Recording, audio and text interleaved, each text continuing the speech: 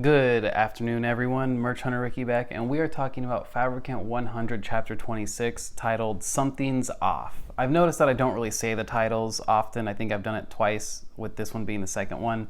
But anyways, this is a great chapter. I'm going to give it a straight up 100%. I think that the world building is not only there, but it's like shockingly present, right? So we take our second train ride on this beginning of the chapter, where we see Kugui consoling a baby, which is like completely nothing like what Ashibi and Fabricant 100 are used to seeing.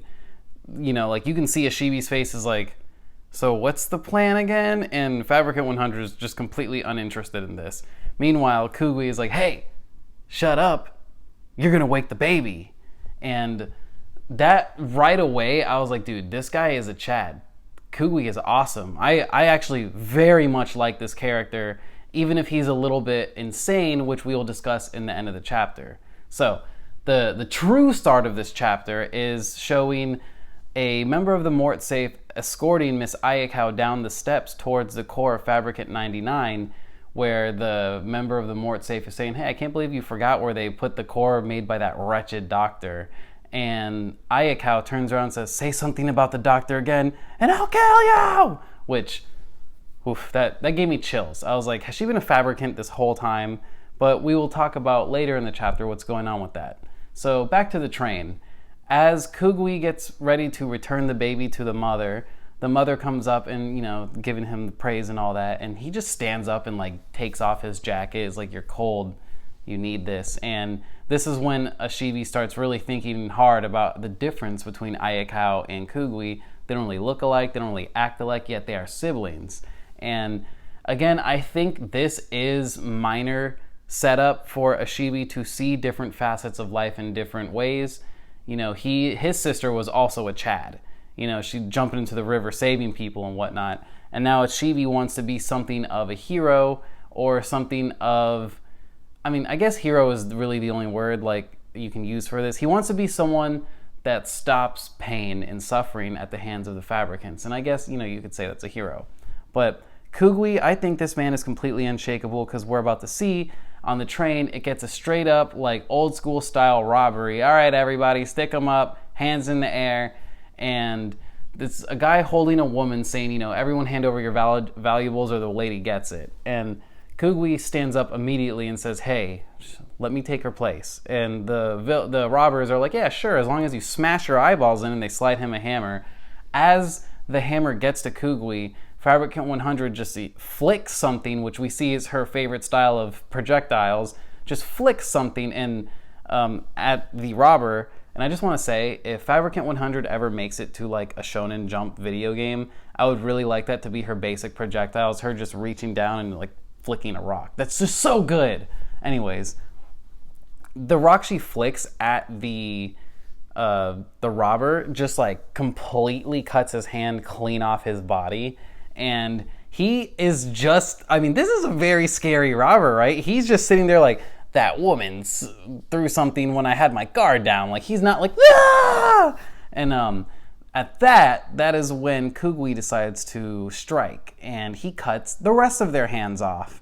And I just found this stunning. So this is what it's like to be a complete superhuman amongst humans in this world, to the point where, I mean, and this is like typical shonen, specifically like shonen anime trope, right? Just being able to slice something, like multiple things in one sword stroke, and you're just sheathing the sword, and you're like, I'm good. That's why I had to bring Enma out. I don't know if I'm covering him or not, but got Enma right here just because of Kugui's swordplay was fantastic. Hey, this is after recording, Ricky. I forgot to mention that the picture of Kugui like smashing his eye in really reminds me of Chainsaw Man. Like, how dingy does he look right there, right? That's just a quick thought I had. Then, that's not even like the point of the chapter, that's just stuff that happens in it. We switch locations to off the train. They're handing over the robbers to the authorities, and I'm wondering if they're bleeding out or not. It's not important, but it does make me wonder, right? They're just sitting there, tied up. But then Kugui whoops out a map, and here we get our first look at the world of Fabricant 100, or at least a portion of it. It looks like kind of like Asia and Japan, like that center of our map. So if you have any inclination of what this place looks more like, just drop whatever you think down below, because I was so happy to see the map. I saw there was a place called Peach Beach. That was like the only words I can make out. I'll see when I put the map up, I'll try and get an arrow towards Peach Beach, but they're bringing up the map because Ayako has been seen in 2 places at once on the same day at basically the same time. And if you look at the pictures, one of those times is with a Shibi. So was the Fabricant there the whole time? And if they were, I'll take a slight W, because I predicted basically, like, I'm gonna say 4 or 5 chapters ago, that somewhere in the Mort safe is a traitor Fabricant working for them. But that's not really a big deal, so I'm not gonna harp on it. What I am gonna harp on is how really, really headstrong and, again, unshakable Kugui is. He's straight up like, so if there's 2 Ayakos, whichever one you find first, kill her. And that's insane. And honestly, like I said, the man is unshakable. He might be a little insane, but his heart is technically in the right place when you see what he had to say about it, which is, what do you think Ayako would feel if one of us got hurt because we were trying to reason with the fake her?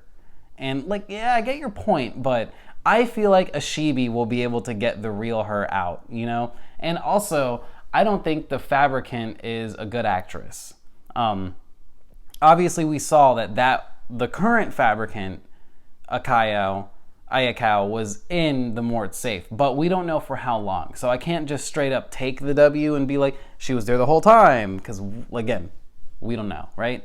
We could have, just because we saw her in 2 places at the same time, it's most likely that she was the real Ayako at the Mort safe, and that girl walking across the country was the fake one. And with the way that Fabricant 1 was moving, I really feel like he had switched them. Like he found her early on. Like he had been stalking the Mort safe for a long time and picked her. And I don't know why. Or maybe like he just happened to have a Fabricant that could resemble her. You know, we don't know if it's a Fabricant who has the ability to shapeshift and take someone's place, kind of like Bon Clay from One Piece, or if this is a Fabricant that just happened to look like her. We don't know, right? So we can't completely make speculation yet, although it's probably the Fabricant's power is turning into people. Then it, you know, it begs the question, why Ayako? Anyways, they track her to a moving carnival, which is freaky as hell. Like, I actually got extreme chills up my spine when I saw the people wearing the sunflower masks, and they're like pointing, and you know, like they're like the workers of the sunflower carnival. And it's a well-drawn carnival. I feel like this right here has the potential to be even crazier than certain events we've been seeing playing out. Like the last time we were in a real crowd of people was the first time we met Luca and Hugo, right? Then we spent a lot of our time at the Mort safe, so we haven't really had a lot of time to venture out into the world again. But, oh no, we were also around in a crowd of people with Roxy. But anyways, but that's neither here nor there. What's important is, what if, and this is my new prediction, what if every member of that sunflower carnival is a Fabricant, and they're using it to like kidnap people, kill them, what have you?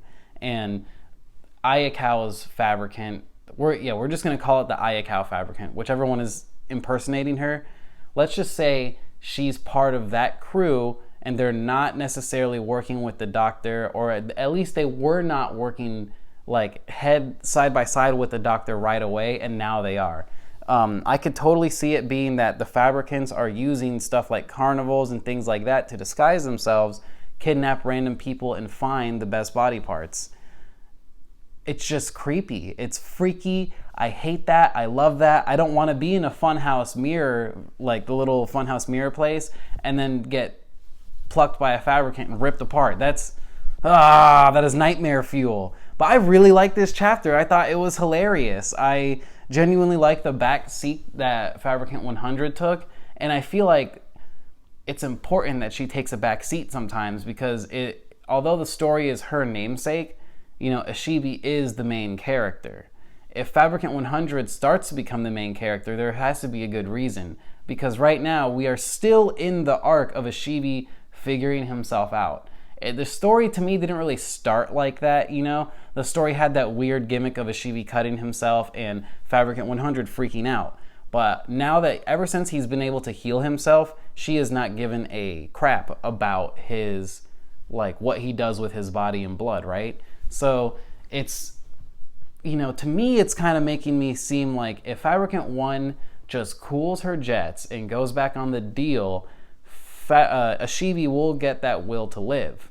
And I feel like this carnival might be the very, very, very start of Fabricant 100 feeling like maybe she doesn't need Ashibi's body after all. That's just me, and I'm not 100% on that. Obviously, his body is the ultimate tool for a Fabricant. I mean, like, look at the sort of fight that, Fabricant 33 put up against Fabricant 100.